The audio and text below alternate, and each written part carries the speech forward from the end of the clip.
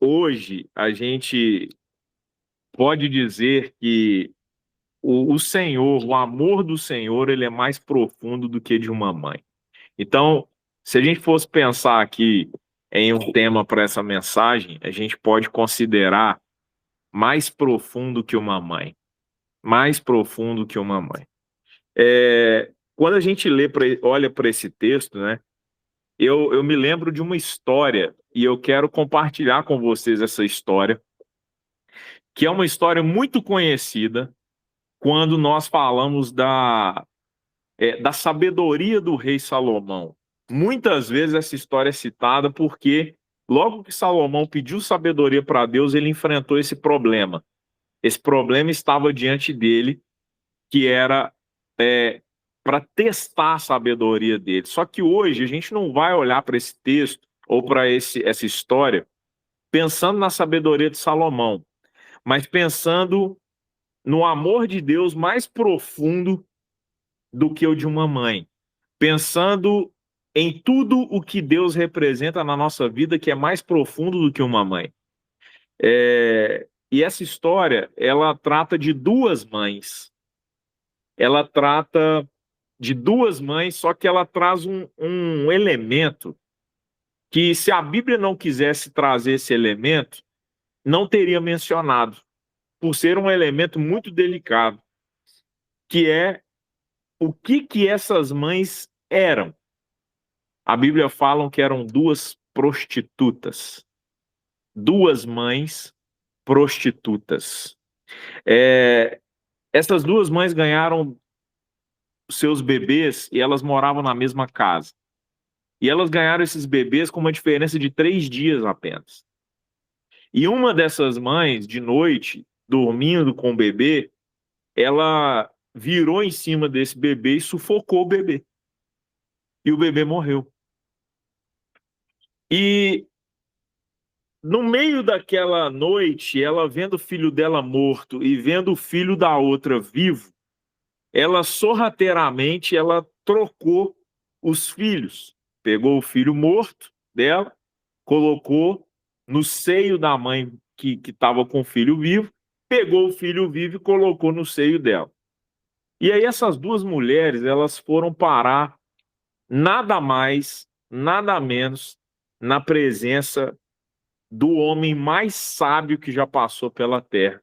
Elas foram parar na presença do rei Salomão, porque naquele tempo os reis eram juízes. Então, quem era o responsável por julgar uma demanda era um rei. E qual era a disputa delas? Qual era a demanda? Quem é a mãe dessa criança? Quem de verdade é a mãe dessa criança? Quem é a mãe da criança viva? E elas começaram a discutir, levaram a demanda para o rei, começaram a discutir na presença do rei a respeito disso. E uma falava, não, esse filho vivo é meu, e a outra falava, não, o filho vivo é meu. E aí o rei tomou uma decisão muito, muito, muito inusitada. Para aquele tempo, era algo assim, totalmente fora do normal um rei fazer. Ele pediu a espada e ele falou assim: eu já sei o que eu vou fazer. Eu vou cortar essa criança ao meio e vou dar uma metade para uma mãe e vou dar a outra metade para outra mãe. Já vi essa história. Já. E aqui, gente, tem duas questões importantes que aconteceram logo depois, né? Uma mãe que não era a mãe verdadeira daquela criança, que foi a pessoa que trocou a criança, que tinha matado o próprio filho e ela trocou a criança. Ela falou assim: ok, então eu quero a metade. Só que antes dela falar qualquer coisa, a mãe verdadeira falou assim: não, por favor, não mata o meu filho. Por favor, não mata. Entrega todo para ela. Entrega ele inteiro para ela.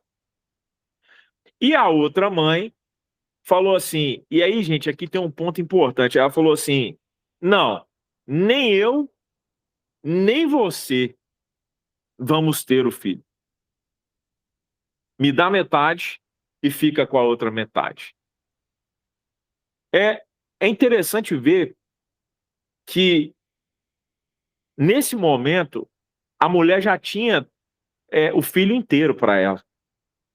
Porque a mãe manifestou, não, entrega para ela. Não fica comigo, entrega para ela. E a outra falou assim, não, nem eu, nem você. Me dá metade e fica com a metade. Aquela disputa já não era mais de quem era a mãe. Existia um sentimento ali de querer tirar tudo de todo mundo. Só que não é sobre isso que a gente vai falar hoje. Eu estou citando essa história para a gente ver o nível de profundidade do amor de uma mãe que é capaz de abrir mão do próprio filho para que ele não seja assassinado, para que ele não seja dividido ao meio. E aí, quando a gente volta num texto, e aí, claro, né, quem conhece a história, Salomão então percebeu qual era a verdadeira mãe, que não era aquela que queria dividir o filho ao meio, mas ele entregou o filho à mãe verdadeira, que era aquela que abriu mão de ficar com o próprio filho para preservar o próprio filho. E olha que nós estamos falando de duas prostitutas. E eu tenho certeza que Deus colocou essa informação para nos mostrar que se uma prostituta ela é capaz de fazer isso pelo próprio filho, se ela é capaz de ir tão longe pelo próprio filho, imagina aquele que é o santo dos santos. Imagina aquele que não tem pecado. Imagina aquele que está acima de tudo e de todos. Aquele que não poupou nem o seu próprio filho para nos salvar. Quão mais profundo é o amor dele, quão mais profundo é tudo que ele pode nos entregar em relação quando o assunto é relacionamento. Ele fala, haverá mãe que possa esquecer seu bebê que ainda mama e não ter compaixão do filho que gerou? Contudo, ainda que ela se esquecesse, eu jamais me esquecerei de ti. O Senhor, nesse texto, ele elegeu a figura de maior relacionamento e intimidade. Se a gente pudesse pegar aqui e destacar as características de uma mãe, eu separei quatro características para a gente conversar sobre elas hoje. E se vier outra característica na sua mente, fique à vontade. Fique à vontade. Mas uma característica que eu penso é que a mãe, ela tem um relacionamento, um nível de relacionamento tão íntimo que nenhuma outra pessoa consegue superar o nível de relacionamento que uma mãe tem com o filho. Ninguém. Porque a mãe, ela é o início de tudo. A mãe, ela é o primeiro relacionamento que um ser humano vai ter. O primeiro. Antes de qualquer relacionamento. A criança, ela se alimenta da mãe. Ela alimenta da própria mãe. Outro dia eu vi um estudo falando que a gente, mesmo depois de adulto, a gente ainda carrega algumas células da nossa mãe. Olha isso. Muito bem. Ainda depois de adulto, a gente carrega as células da própria mãe dentro de nós. Olha o tamanho e a grandeza desse relacionamento. Só que Deus, ele escolhe o relacionamento da mãe para dizer, ainda que esse relacionamento fale, ainda que esse relacionamento não exista mais, para alguns aqui, igual eu, não tenho mãe mais, Tarcísio não tem mãe mais, ou outros que vierem a ouvir dessa mensagem que não tem a mãe mais, ainda que esse relacionamento não exista mais, Ou que são filhos de mãe. São órfãos de mãe, não conheceram suas mães, foram abandonados pelas mães, foram rejeitados, deixados para morrer, independentemente de qual nível. Não conhece o pai. Independente do nível de problema, de trauma, de rompimento, Deus ele usa o maior de todos os relacionamentos, o mais profundo de todos os relacionamentos, para dizer, ainda que essa pessoa, que você carrega as células dela, que foi o seu primeiro anticorpo na vida, que foi quem estruturou você, foi quem você foi tecido dentro dessa pessoa, foi a primeira voz que você ouviu, foi o primeiro alimento que você recebeu, a primeira conexão que você teve. Ainda que essa pessoa não exista mais na sua vida, ainda que ela te abandone. E aqui, gente, o abandono às vezes ele não é intencional, mas quando uma mãe morre, a sensação do filho é de abandono. E ainda que este amor, este relacionamento, ainda que até em vida esta mãe te abandone, te esqueça, ela se coloque em primeiro lugar, ela prejudique você, ainda que essa mãe haja como esta mãe que não era a mãe verdadeira desse menino, dessa criança, que disse assim, parta ao meio então, me dê a minha parte. Ela estava satisfazendo algo dentro dela, pouco importava o que ia gerar no outro, se ela ia cortar o outro no meio. Existem mães que olham para si mesmas e não importa se o filho será partido ao meio. E aqui, gente, nós estamos falando de partir ao meio emocionalmente, partir ao meio fisicamente, financeiramente, partir ao meio. O que é que tem mães que olham para os seus filhos e agem como essa mãe que disse que não fique para ninguém, então. E olha que motivo egoísta que essa mãe teve, né? O que ela queria? Tá certa? O que ela queria? Que a outra não tivesse um filho? Eu acho. O que ela queria? Já que a desgraça veio sobre a minha vida, já que eu perdi o meu filho, então que ela morra também, que o filho dela morra também. Nem que para isso eu preciso dizer que é meu. Não importa qual é o motivo que algumas mães partam os seus filhos ao meio.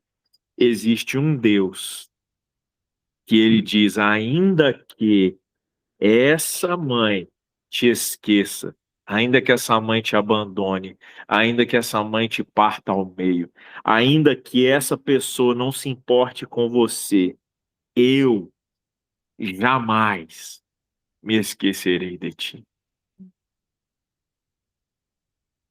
Eu jamais partirei você ao meio. Eu jamais permitirei que você seja partido ao meio.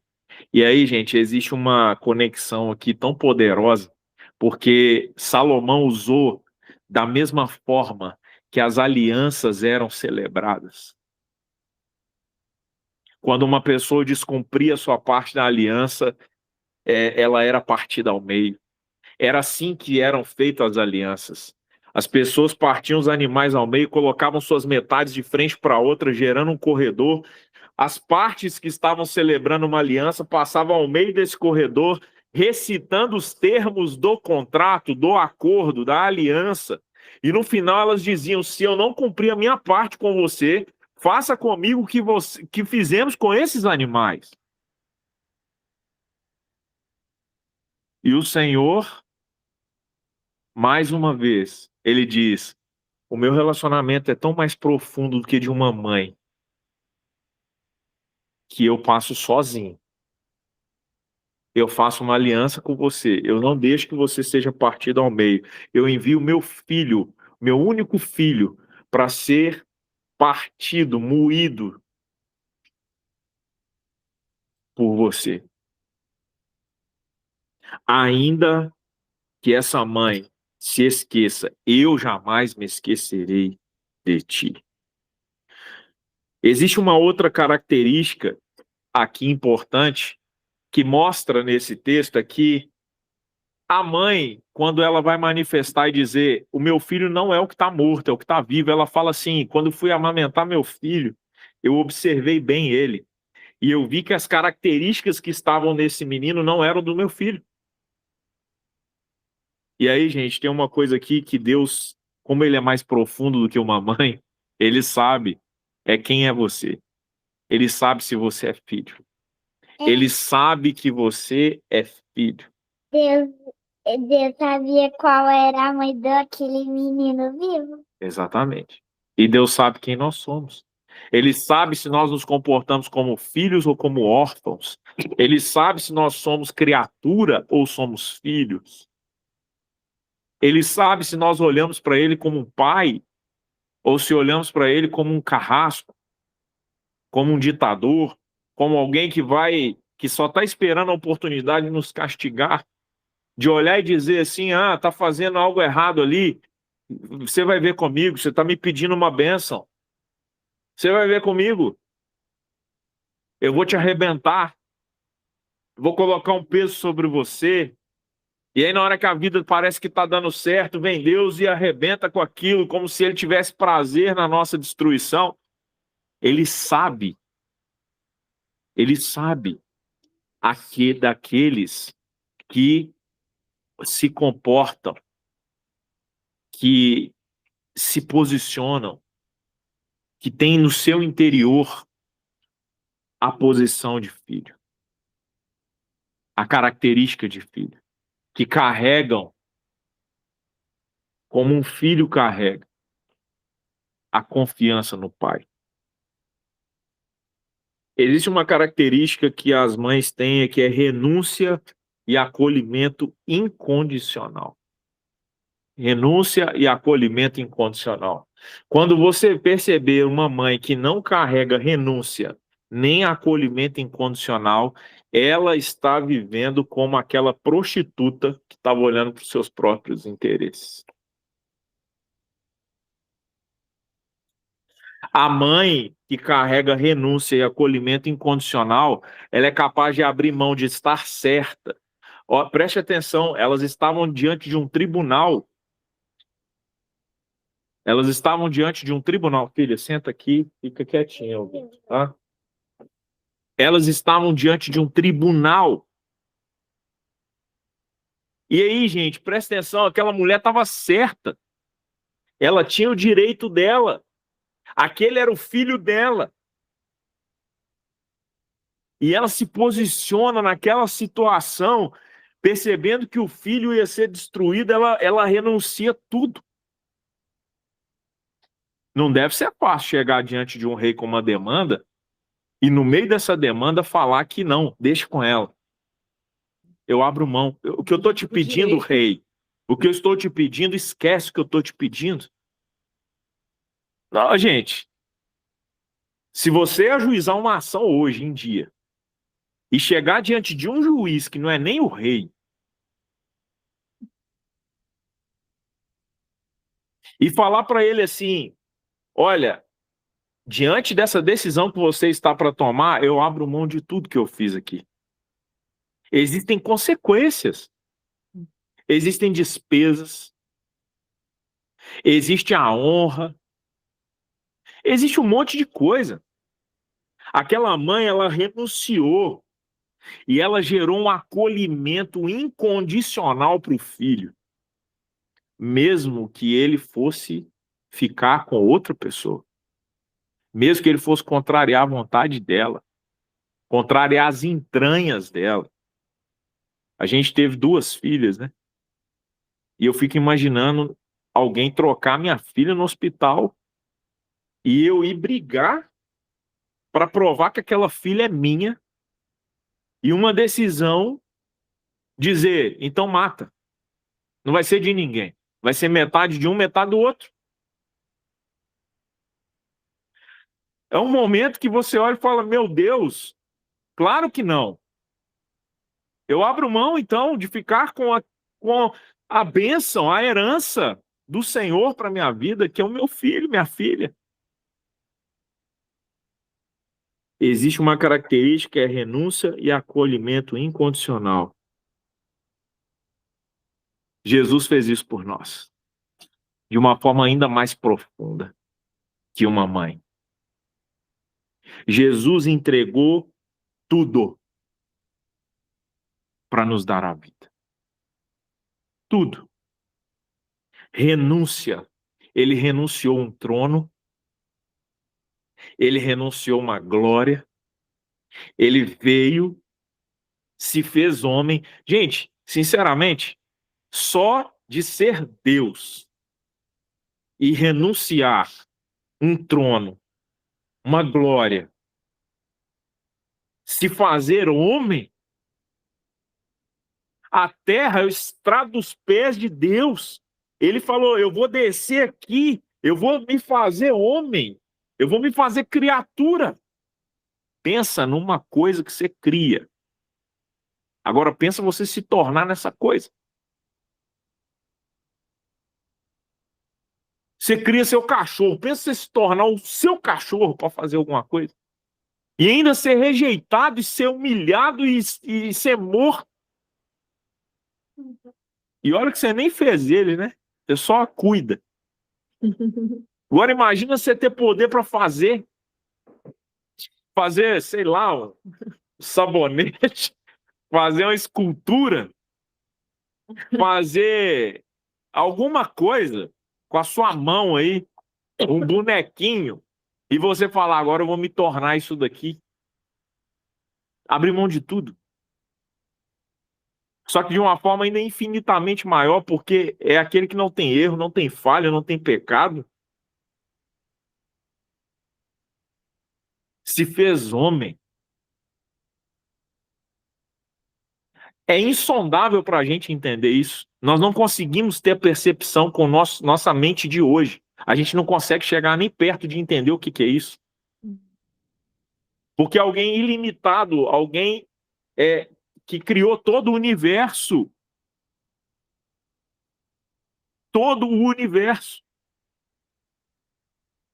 com bilhões de estrelas,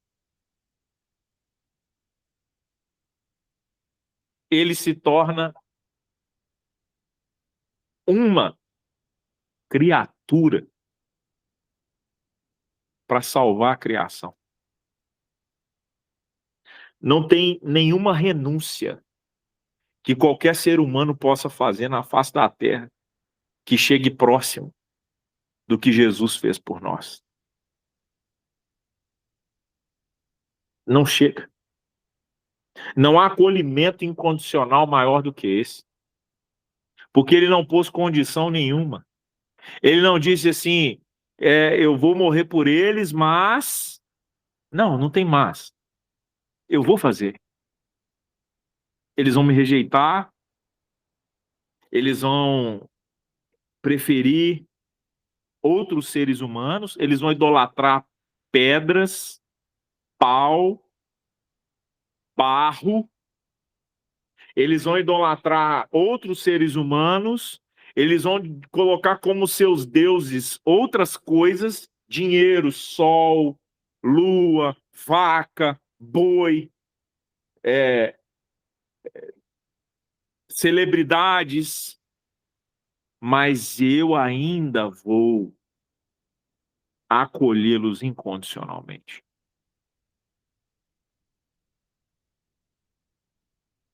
É muito rápido perceber que ainda que uma mãe esqueça, o Senhor não esquecerá. Existe uma outra característica que a mãe tem, que é plenitude. Plenitude. E aí, gente, aqui tem uma coisa que serve para tudo, tá? Presta atenção nisso. Isso serve para a nossa vida. Isso serve para os nossos relacionamentos. Isso serve para tudo que a gente vai fazer. Eu estava escrevendo isso aqui e veio essa frase na minha cabeça. Para quem não tem nada, metade é muito. Para quem tem tudo, metade não serve.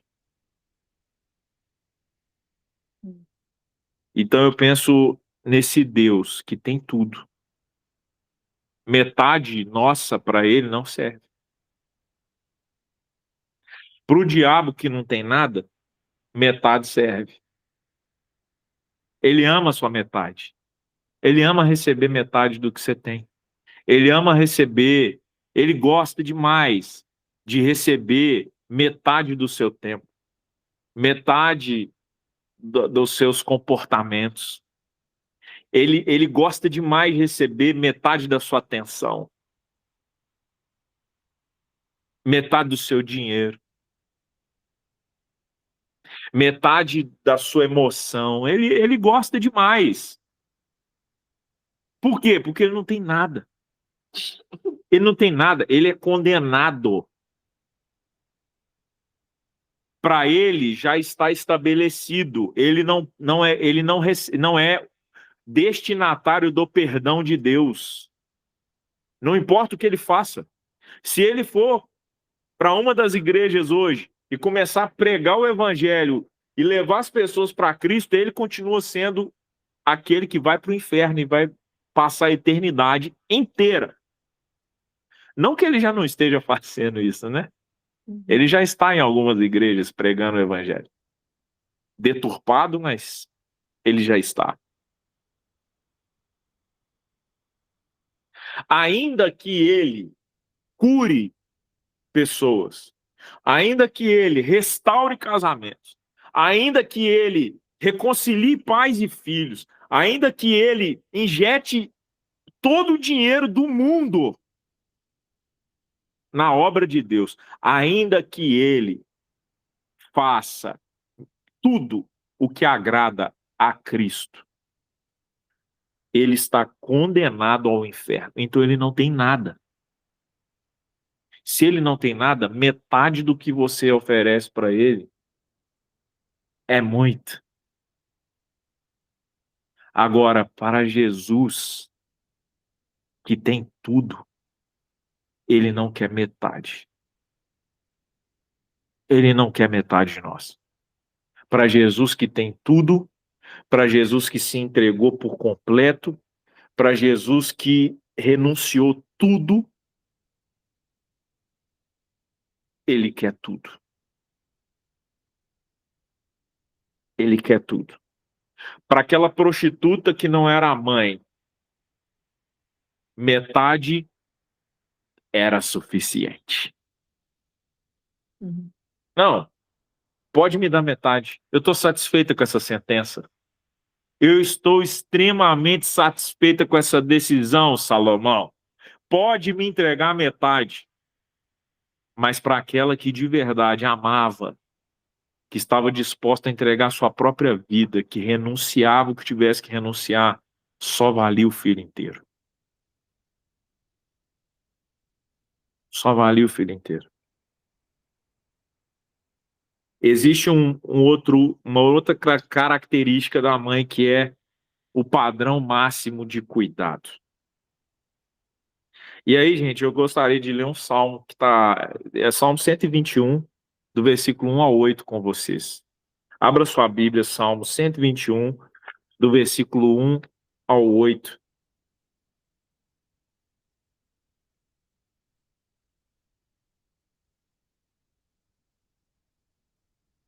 Levanto os meus olhos para os montes e questiono: de onde me virá o socorro? O socorro virá do meu Senhor, o Criador dos céus e da terra. Ele não deixará que teus pés vacilem. Não pestaneja aquele que te guarda. Certamente não. De maneira alguma cochila e nem dormita o guarda de Israel. O Eterno é o teu protetor diuturno. Como sombra que te guarda, ele está à tua direita. Não te molestará o sol durante o dia, nem de noite a lua. O Senhor te guardará de todo mal, ele protegerá a tua vida. Estarás sob a proteção do Senhor ao saíres e ao voltares, desde agora e para todos sempre. Amém. Esse texto, para mim, ele é uma das maiores descrições do o quanto Deus cuida de nós. Porque ele não fala sobre não ande ansioso, como se estivesse falando para nós. Mas ele fala daquele que nos guarda. Como é que ele nos guarda? Nem o sol te molestará de dia, e nem a lua à noite. Quão profundo, quão intenso.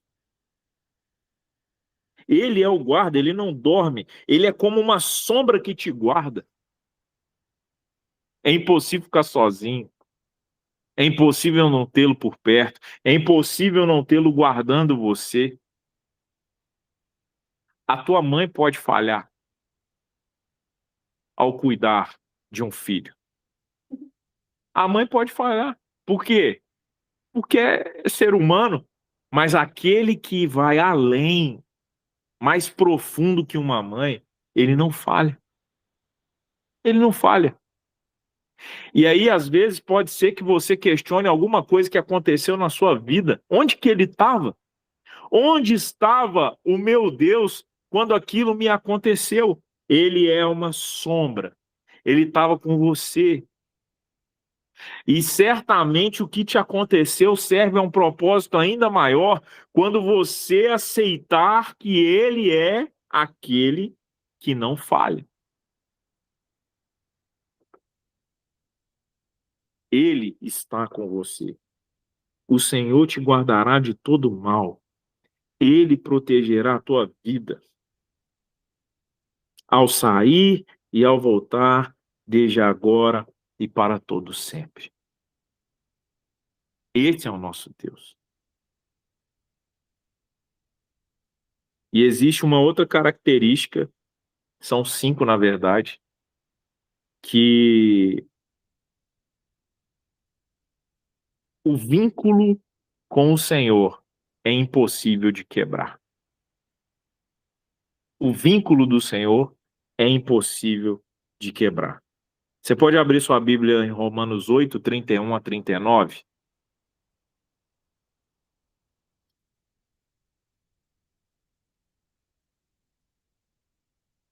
O Senhor, ele fala de uma mãe que amamenta, né?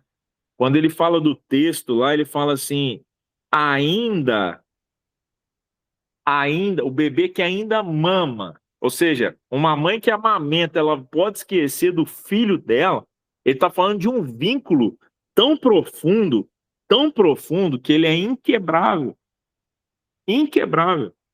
E ele fortalece isso nesse texto que está em Romanos 31, 39, que diz assim, ó, a que conclusão, pois, chegamos diante desses fatos? Se Deus é por nós, quem será contra nós? Aquele que não poupou o seu filho, mas o entregou por todos nós, como não nos concederá juntamente com ele, gratuitamente, todas as demais coisas? Quem poderá trazer alguma acusação sobre os escolhidos de Deus? É Deus quem os justifica. Quem os condenará? Foi Cristo Jesus que morreu. E mais, ele ressuscitou dentre os mortos e está à direita de Deus e também intercede a nosso favor. Quem nos separará? Aí entra o texto, fechando tudo isso. Quem nos separará do amor de Cristo? Quem nos separará do amor de Cristo? Será tribulação? Será ansiedade? Será perseguição? Fome? Nudez? Perigo? Espada?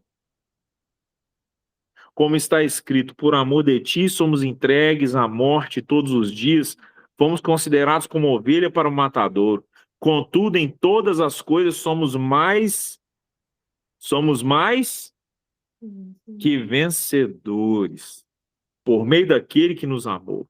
Portanto, estou seguro, olha isso, portanto, estou seguro de que nem morte, nem vida, nem anjos, nem demônios, nem o presente, nem o futuro, nem quaisquer poderes, nem altura, nem profundidade, nem qualquer outra criatura poderá nos afastar do amor de Deus que está em Cristo Jesus, nosso Senhor. Aleluia!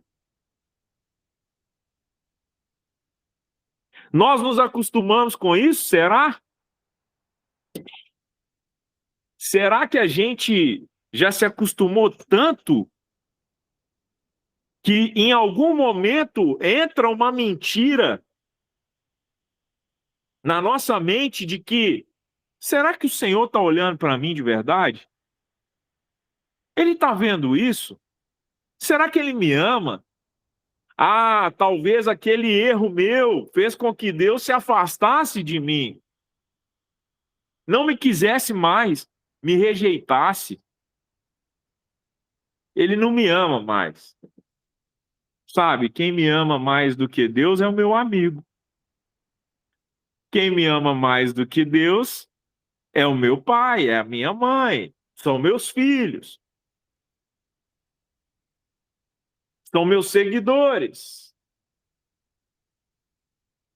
Será que nós esquecemos essa palavra que mostra que mais profundo do que uma mãe é o vínculo inquebrável que o Senhor tem por nós, em amor?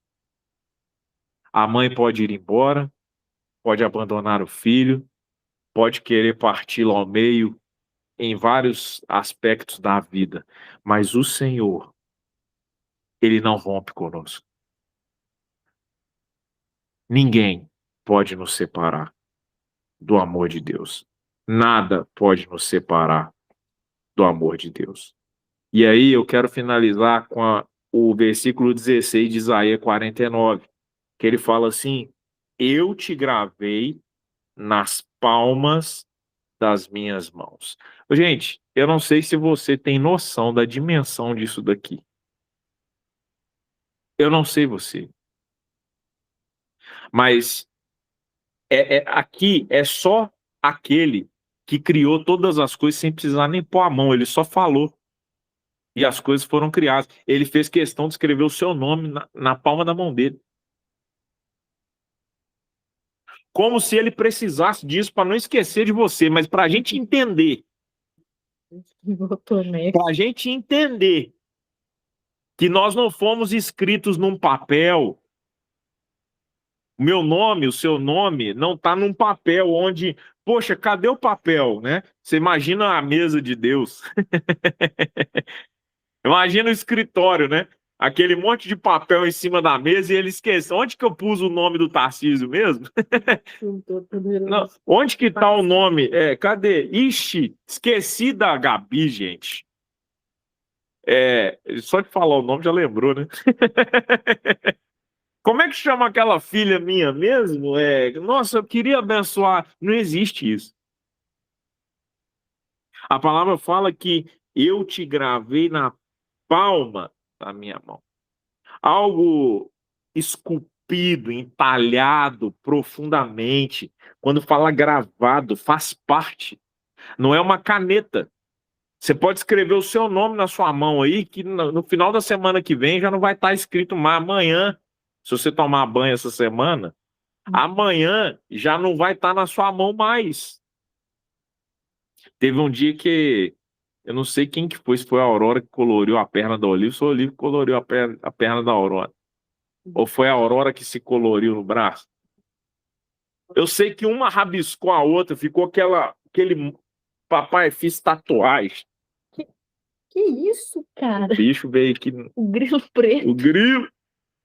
Papai, fiz uma tatuagem. Cheguei lá, os braços tudo preto, assim, daquele canetão de flip chart, cara. Falei, meu Deus, ainda bem que esse negócio sai dessa menina. Mas não saiu da cama, que manchou. Não saiu da cama.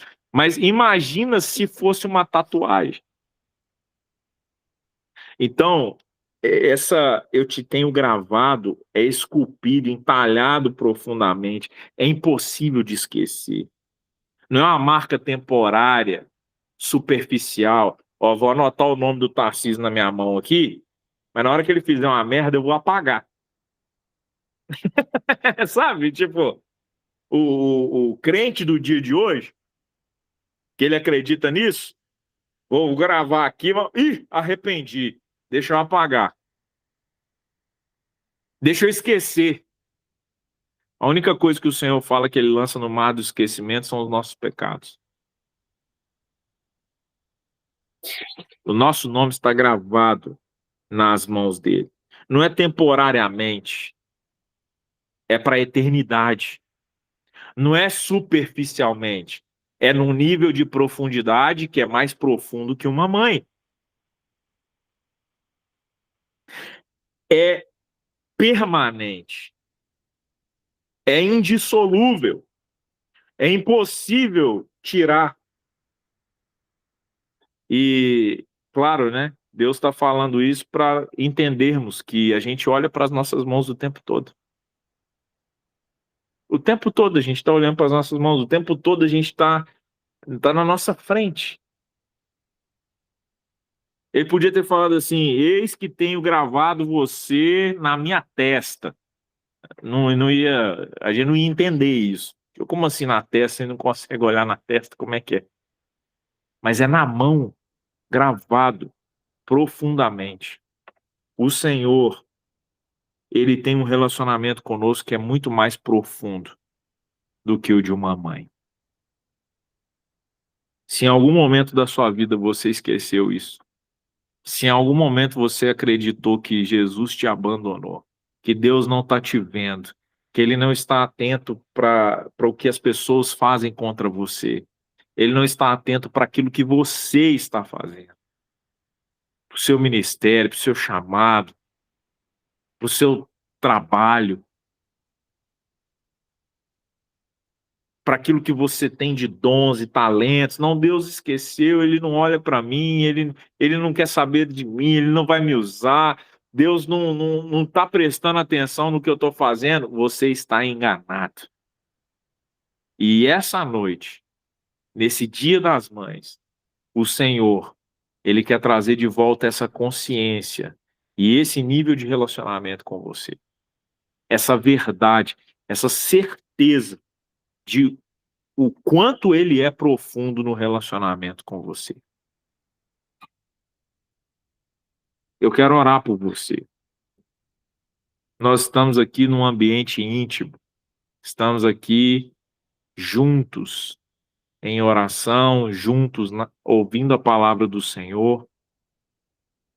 E eu gostaria de orar por você para que o Senhor restaure essa convicção no seu coração. Eu não sei se nesse momento você se sente abandonado pela mãe.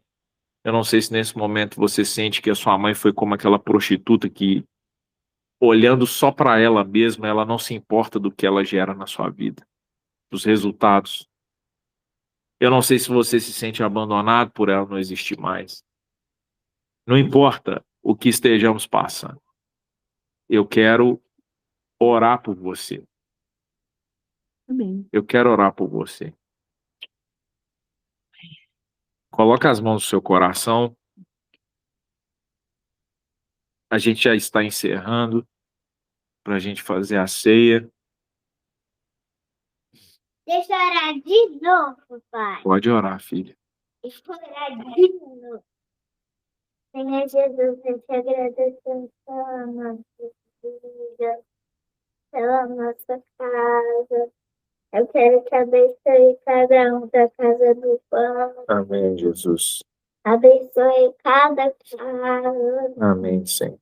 Senhor, parte o sangue e seu corpo pela casa em casa.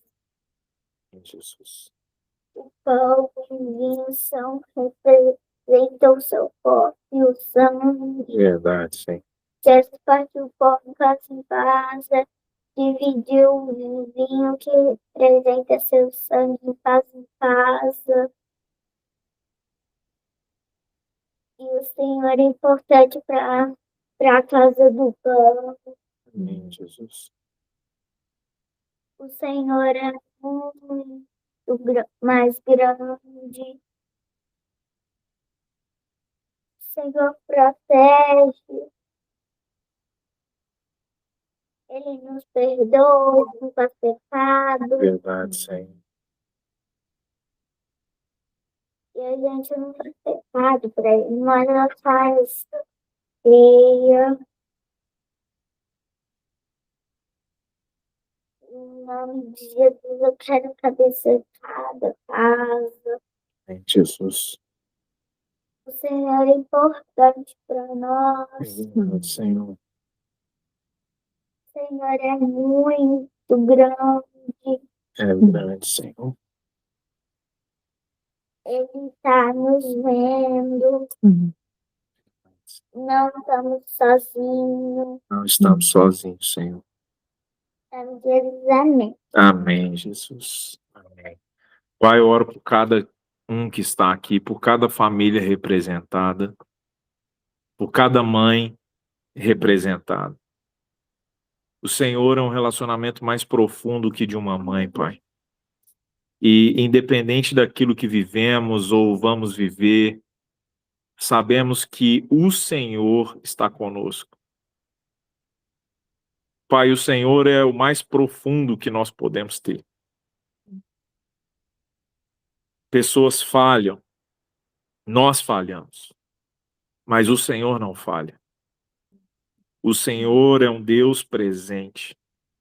Nós te agradecemos e pedimos que o Senhor penetre na alma de cada um de nós e cure, Deus, aquelas feridas que ainda estejam abertas, que ainda, Senhor, possam gerar alguns prejuízos, como aquela mãe estava lá diante de um rei e viu um prejuízo prestes a acontecer.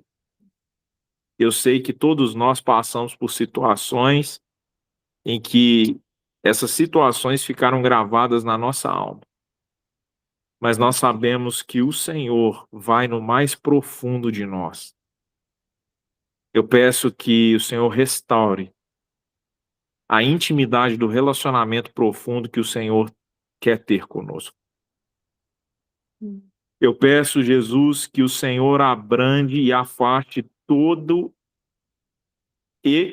sentimento de orfandade, ainda que as mães estejam vivas. Sentimento de rejeição, muito mais que um sentimento, raiz de rejeição, raiz de abandono.